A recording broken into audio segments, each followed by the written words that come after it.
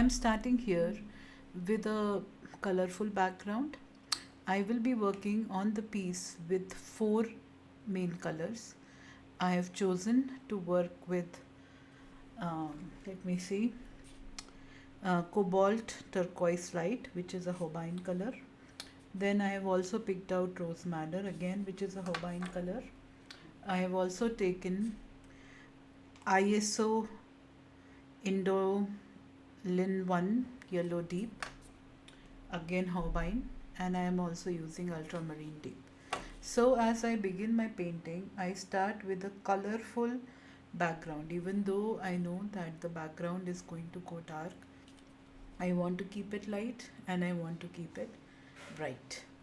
So this is what I'm doing. Now after the initial layer, okay, I'm just drawing in some of the drawing which got lost, and I am trying to build the center of the Plumeria flower. So here I am using Hensa yellow light and my ISO Indoline yellow. So combining both to create the center of this flower. The center of the flower is very beautiful. It looks very nice. It's a yellow white Plumeria flower. So I am right at this stage. I am more concerned about getting my first layer done. I am looking at um, a smooth transition which looks beautiful, developing the shadows, making sure my edges are correct, and this is how on each petal I am continuing, leaving the edges which I just drew with the pencil few minutes earlier, so that they look neat and clean. Okay, and also I have water droplets on the petals, so I am working on them simultaneously, leaving some white gap on them at the same time. I am making sure that because the water droplets will have the underlying color, so I am simultaneously working a little bit on the water drops also. Okay. So now as the flower is wet now while my background is dried up, so with same colors, okay, that I have used earlier, I am going to do my background one more time. Before I leave the background to dry, I always tilt the paper, collect all the water on one side and clean the edges so that it does not give me surprises at the end. So I'm using the same color combination that I have had and building the background.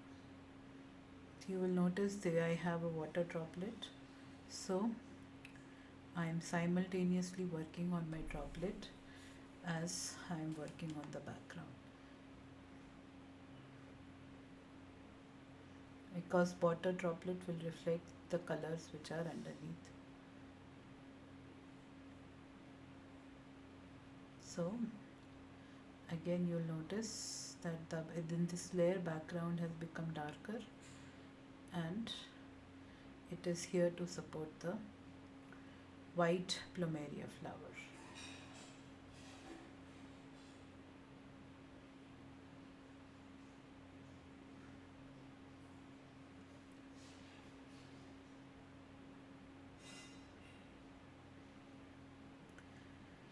Okay, now my background is wet, petals have dried, so I'll go inside and start working on the petals one more time.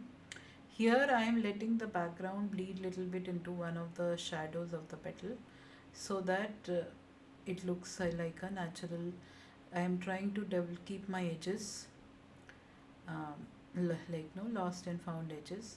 Now this time as I am building the petal, I am trying to make sure that the now I am trying to think the shape of the petal and try to make it more three-dimensional. Now as my background has dried more, I am going on the third layer for the background, and I am developing the making it dark because this is a white flower, so I want the background to be little on the darker side so that the white flower will look beautiful and will come out really nice, uh, with a dark background behind it. So here finally is the painting after completing 3 layers of background. It is not yet finished but getting there. Thank you so much for watching.